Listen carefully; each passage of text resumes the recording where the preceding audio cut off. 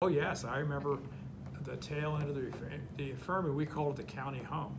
I remember I lived over at the corner of Wright Avenue and East Street, so that was on the bicycles. All the little, the baby boomer kids were just all over the place. So we'd ride our bicycles. You could ride up the front of the county home. I don't know if it's still there. It's still it's a road. the same.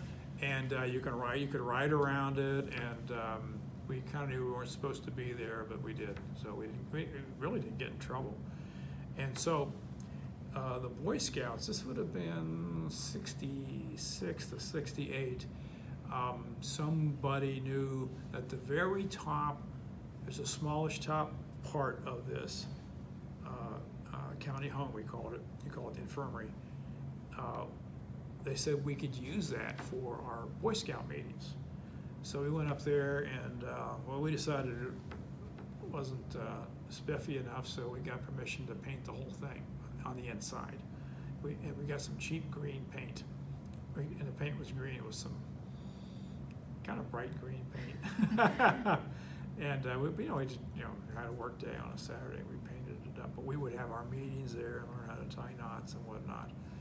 And but when we first went in there, the bottom floors were still being used by residents. And I remember there were not a lot, but there were definitely residents still there. So that was used up through, I think, 1967. That's it. There it is. Yeah. Mm-hmm. Yeah. That would have been like the last ones. I don't know if they were waiting to be moved out.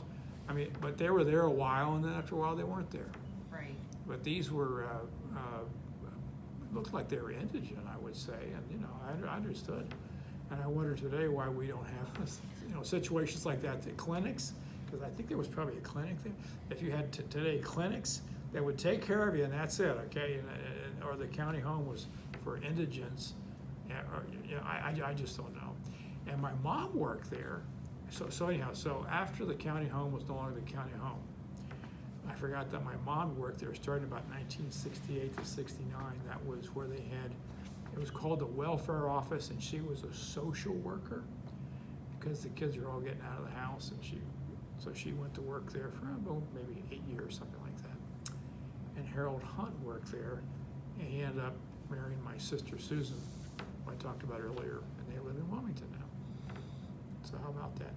And but that was really the first building in this complex, so it was repurposed. Slowly but surely. It wasn't like an overnight thing. I don't remember ever a big remodeling job. I know it is now. Well, and we tried to find information about the transition from Yeah. it being the county home to kind of the Health and Human Services building situation in the 60s, like if it was a big to-do for the county, and it wasn't ever. No, it was wasn't, very incremental. Yeah. I think, do you think I always wondered if maybe they waited, I hate to say this, until the people died or something, because they would slowly disappear. And I don't ever remember during the Boy Scout days that there wasn't somebody living on the first flourish. And I do remember, like, I'll call it the administrative office of the infirmary or the county home kind of a thing. But, and it looked like a county home, still does. It was an interesting setup. So the first floor for sure was the dormitories. Dormitories, and, yeah. And then the second floor had more dormitories, but also an apartment for the superintendent and his family to live in. And then when they first built it, so that was built in 1916, the top floor was a hospital at one point, which is probably why they were letting you guys use it, because I imagine by the 60s, it was no longer functioning. Yeah, a friend of mine, Bob Mount, who still lives in the area, they had an old Edison light bulb from like 1910, and like the light bulbs really hadn't changed a whole lot as I grew up. They really didn't change until we got the LED lights today, right?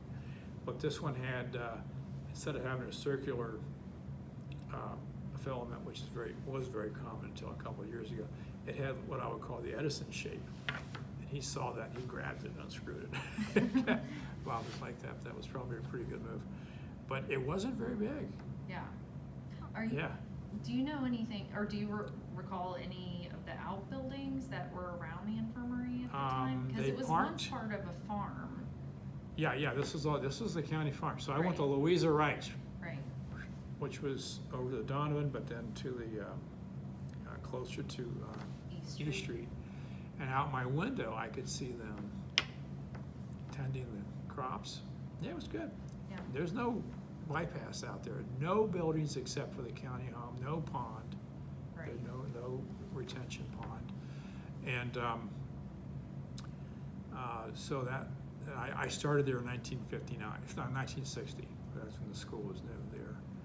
And there was nothing else around. I do recall when I was in Boy Scouts around back, the sheriff had a kind of a small impound lot. Let's say that for some reason you couldn't get your car taken someplace. Or the sheriff would impound your car, which I think would be a real hassle. But anyhow, they'd impound the car. They'd park them in the back of the county home. And I think that's about the first evidence I recall that the county was kind of moving in there. And that's long before there were any other buildings.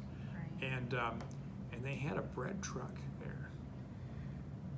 And the thing was unlocked. I remember going in that bread truck and they had the key in there. Oh my, I was like 12. I'm not gonna turn this, you know. The battery was dead.